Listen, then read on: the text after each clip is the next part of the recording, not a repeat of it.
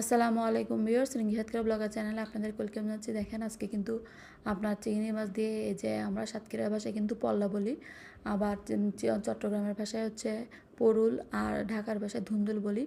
এতগুলো নাম বলার অর্থ হচ্ছে অনেকে আবার চিনেন না এটা কি ওটা কি আবার জিজ্ঞেস করেন, যার কারণে কিন্তু সব কিছুই বলে দিলাম। আর আজকে কিন্তু চিংড়ি মাছ দিব। চিংড়ি মাছ খুব অল্প স্বল্প দিয়ে রান্না করব, আর এটাতে কিন্তু কাঁচামরিচ দিব না, গুঁড়ামরিচটা ইউজ করেছি, কারণ এখানে গুঁড়ামরিচটা কিন্তু মানে চট্টগ্রামের যে গুঁড়ামরিচ এটাতে কালার হয় কিন্তু ঝাল হয় না। আর যেহেতু এই যে পরুল বা ধুন্দুল যেটা, সেটা কিন্তু একটু মিষ্টি মিষ্টি সবাই খেতে পছন্দ করে, আর মিষ্টি হলেও ভালো লাগে, নাহলে এই লাগে। আপনারা এটা কিন্তু প্রচুর পানি বের হয় দেখেন।